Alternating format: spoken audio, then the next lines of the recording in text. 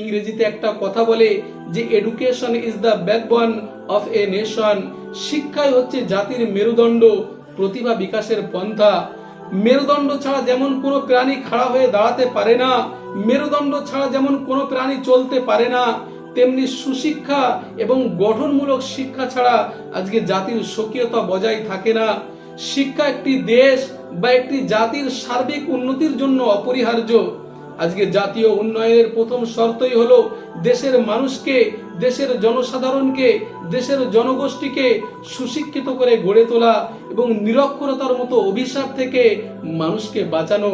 তবে হ্যাঁ, যে কোনো শিক্ষা একটি জাতির জন্যে, কোনো সমাজের জন্যে, একটি রাষ্ট্রের জন্যে, কোনো মানুষের জন্যে কল্যাণকর হতে পারে না। আজকে ক্ষুধা নিবারণের জন্যে, পেটের খিদে মেটানোর জন্যে আমাদের খাদ্যের প্রয়োজন। তাই বলে যে কোনো খাদ্য ভক্ষণ করা বা আহার হিসাবে গ্রহণ করা দেহের পক্ষে, শরীরের পক্ষে মোটেই কল্যাণকর নয়। কুখাদ্য অখাদ্য গ্রহণ করলে, খেলে দেহে যেমন নানা রোগের জন্ম নেয়, ঠিক তেমনি শিক্ষার মধ্যে যদি আদর্শ, আদব কায়দা, নীতি নৈতিকতা না থাকে তো সমাজের কোণে কোণে নানা রকম অপরাধ বৃদ্ধি এবং জটিল সমস্যার সৃষ্টি হয়। সেই জন্য একবার সারা বিশ্বের দিকে চেয়ে দেখুন কেমন অত্যাচার, অনাচার আর অবিচারে ভরে গেছে।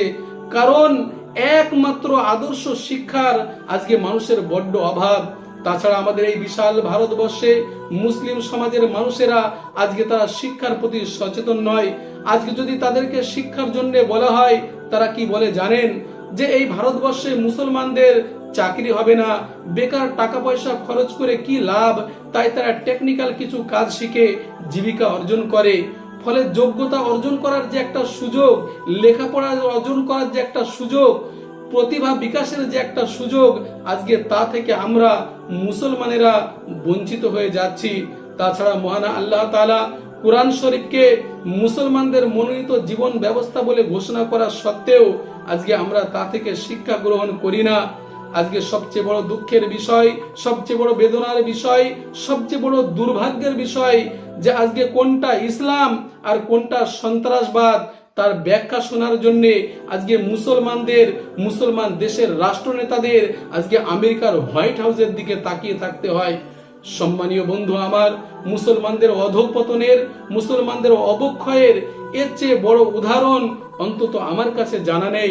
সেই জন্য আমি করজোরে অনুরোধ করব আজকে আমাদের সন্তানদেরকে, আমাদের বাচ্চাদেরকে সাধারণ শিক্ষার সঙ্গে সঙ্গে কোরআন ও হাদিসের শিক্ষা দেওয়ার ব্যবস্থা করা। কারণ একজন পূর্ণাঙ্গ ব্যক্তি গড়ে তুলতে হলে কোরআন ও হাদিসের শিক্ষা অপরিহার্য। আপনারা সকলেই জানেন যে সুশিক্ষার জন্য মানুষ কিন্তু গড়ে ওঠে প্রকৃত মানুষ রূপে, আর সুশিক্ষার অভাবেই মানুষ হয়ে যায় পশুর সমান। মানুষ আর পশুর মধ্যে কোনো পার্থক্য থাকে না, কোনো ডিফারেন্স থাকে না।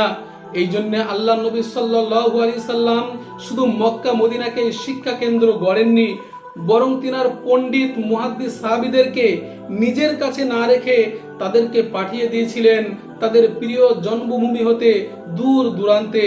তাই আল্লাহ নবী সাল্লাল্লাহু আলাইহি সাল্লামের যুগে দেখা যায় তিনি মক্কায় 26 জন সাহাবীকে রেখেছিলেন, ইরাকের কুফায় 51 জন সাহাবীকে রেখেছিলেন, আফ্রিকার মিশরে 16 জন সাহাবীকে রেখেছিলেন, খুরাসানে 6 জন এবং জজিরায় 3 জন সাহাবীকে রেখেছিলেন শুধু শিক্ষার জন্যে। আল্লাহ নবী সাল্লাল্লাহু আলাইহি সাল্লাম শিক্ষাকে এত বেশি গুরুত্ব দিতেন যে তিনি বলতেন আল ইলমু নূর, শিক্ষা হচ্ছে জ্যোতি, আলো, যা মানুষকে অন্ধকারাচ্ছন্ন থেকে আলোর পথে পরিচালিত করে।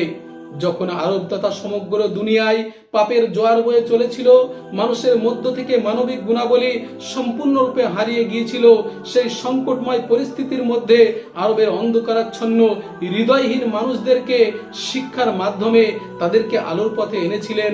শুধু তাই নয়, তাদেরকে উপহার দিয়েছিলেন একটি সুষ্ঠু, সুন্দর, পূর্ণাঙ্গ জীবন ব্যবস্থার সন্ধান।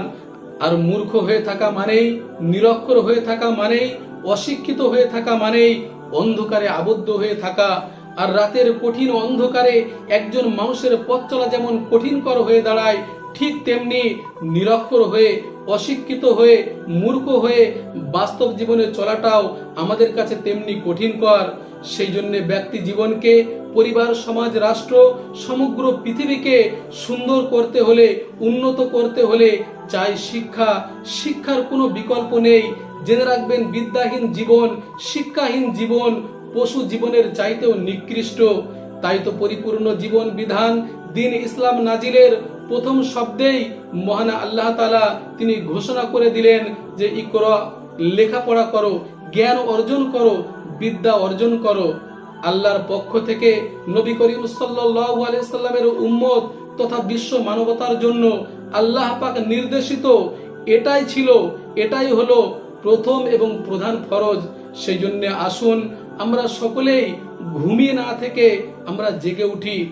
ইসলামের প্রকৃত শিক্ষায় শিক্ষিত হয়ে একটি আদর্শ সমাজ তথা রাষ্ট্র গঠনের দৃঢ় অঙ্গীকার নিয়ে, শপথ নিয়ে আমরা যেন এগিয়ে যেতে পারি সামনে, আরো সামনে।